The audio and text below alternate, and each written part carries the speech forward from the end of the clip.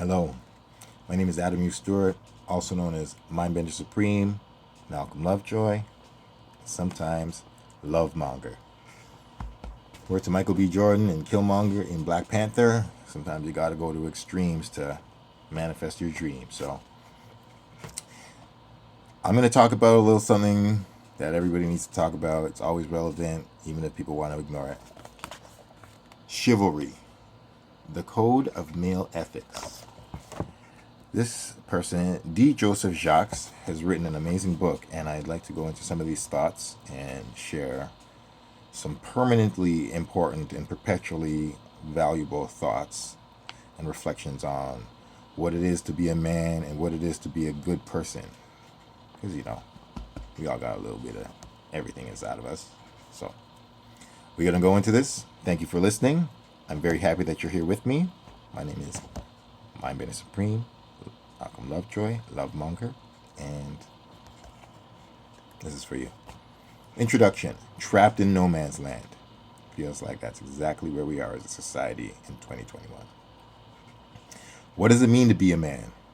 This is surely one of the most significant questions we face, and one of the least considered, reflecting a fundamental and functional void in our mainstream culture. Coming from a lengthy career in social services, I, the author of the book, firmly believe that almost all of our social, political, and family problems flow directly from our inability to fill that void. Its influence affects us all, shaping how we relate to one another and how we treat the world around us. For real. This is not just a male issue. Word. Its ramifications affect both, aka all genders, because all our lives are interconnected. In the words of Martin Luther King, I can never be what I ought to be until you are what you ought to be. This relates not only to matters of race, but to gender as well.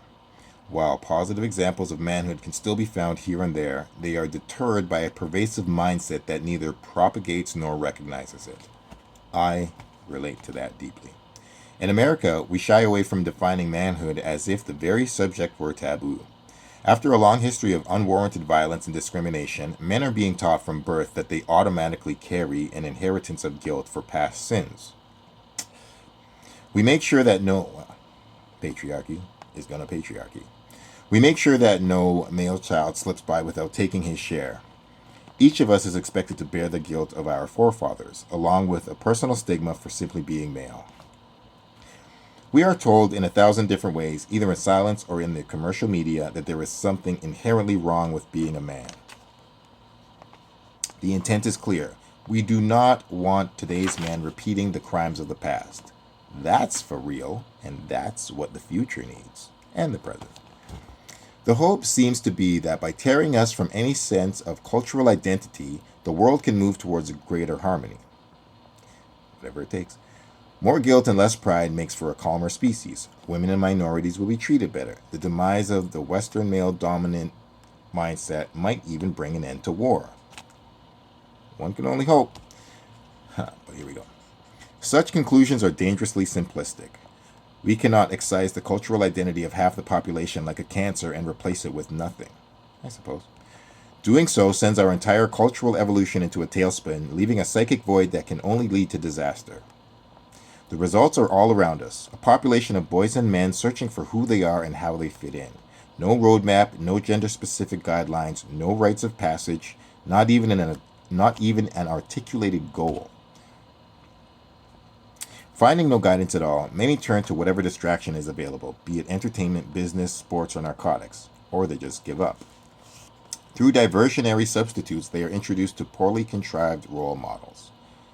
Movie heroes, mostly dysfunctional, yet always scripted to come out on top. Selfish, angry, violent, often brutal, they appeal to those whose real cultural identity is sadly unformed. At the same time, the entertainment industry pushes socially accepted limits with sexual innuendo, foul language, and in-your-face aggression. They often appeal to the angry animus of young men who do not understand the fundamental source of their anguish. Motherfucking Mel Gibson. But, anyways, business icons rip off millions of people to further engorge their bulging coffers. Despite their inhumanity and complete lack of conscience, they represent what appears to be a successful male paradigm, where immoral and even criminal ends justify the means. Professional athletes, sometimes referred to as All-American, as if they represented the very best that the U.S. has to offer. We hear about them on the nightly news, throwing tantrums, taking illegal bodybuilding or performance-enhancing drugs, and being charged with rape and abuse and assault, and furthermore. Advertisers portray them as the ultimate images of manhood, despite their obvious shortcomings, and young people perpetually buy into that, generation after generation. Politicians, selling out to big business, contriving slurs, and telling outright lies about their opponents, all for the accumulation of power.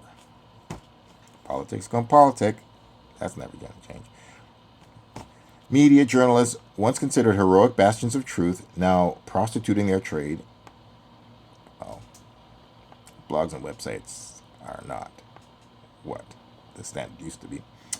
But focusing on the lowest common denominator of titillating gossip while foisting their own political bias on a public in desperate need for truth. The results are apparent. Jails are overflowing, wealthy businessmen violate the trust of innocent people, politicians ignore the threat of pollution and global warming, even encouraging the populace to burn as much oil as they possibly can.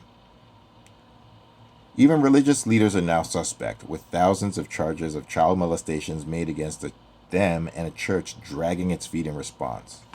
At best, and at worst, ignoring and protecting the pedophile priests. This is the society that young people grow up in. A society without heroes, without myth, where virtues are so coupled with hypocrisy that they can no longer be held in esteem. While many factors contribute to this, a central component is the degradation of what it means to be a man in relationship to the world. Men still carry a lot of power. In certain ways, socially, most of it. But it is power that is often lacking a viable moral compass. That is real word to The denial of cultural identity is akin to ripping out a person's conscience, taking away his name, firing him from his job, stealing his language, cutting him off from his friends and family. Sounds like slavery.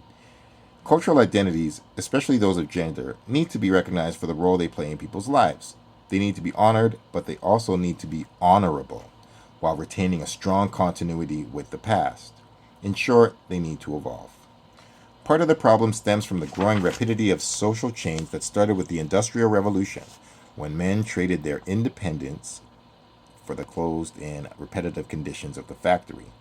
Cut off from a respectful relationship with nature, they no longer performed work that varied with the seasons. Interesting. They no longer worked side by side with their children to mentor them. This resulted in a cultural shock with ongoing ramifications. Obviously, you can see in this day, and with the splintering of the internet and the separation that comes from it, it's just a further. Oh, look what they say next. The development of technology has distracted us from this trauma by making life easier, quote unquote, glossing over the broken status quo by adding benefits of convenience. Despite the continual advance of scientific and psychological progress, or maybe because of it, we drift even further from knowing who we are in the depths of our being. We live in a sort of stasis, confused, frustrated, looking for something, without knowing what. The purpose of this book is to remedy that situation. Our goal is to first recover and then reinstate a viable cultural identity for men. So what I'd like to do is go to the Code of Ethics. This man says here, for our purposes, we find that chivalry provides the ethical foundation we need to guide us forward. Distinctly Western, decidedly male, extolling the depth of a number of moral principles we still value today. Principles evoking benefits for us all. What remains for us is to modify this code of behavior for the needs of the 21st century by progressively adding insights born from such sources as the Age of Enlightenment and modern psychology. I'm going to add a few of my own, including pure, unadulterated love. So let us get into these 12 thrusts. Oh, thrusts. Trusts. That's a funny Freudian slip. Okay. After years of studying Arthurian literature from a cultural perspective, I compiled the following principles into a new code of chivalry appropriate for our times. I call it the 12 trusts. 1. I will develop my life for the greater good. 2. I will place character above riches and concern for others above personal wealth. 3. I will never boast, but cherish humility instead. 4. I will speak the truth at all times and forever keep my word. 5. I will defend those who cannot defend themselves. 6. I will honor and respect women and refute sexism in all its guises. Women, trans people, non-binary people, and all other people that are not the gender that I identify with. 7. I will uphold justice by being fair to all. 8. I will be faithful in love and loyal in friendship. 9. I will abhor scandal and gossip, neither partake nor delight in them. 10. I will be generous to the poor and to those who need help. 11. I will forgive when asked, that my own mistakes will be forgiven. 12. I will live my life with courtesy and honor from this day forward. I like that. Do you like that? Can you do that? Can we do that? Let's try that. Peace and love from Mom Bender, Malcolm Lovejoy, Lovemonger, Lovemaker. The world needs a little more chivalry, don't you think? I think so. Let me know.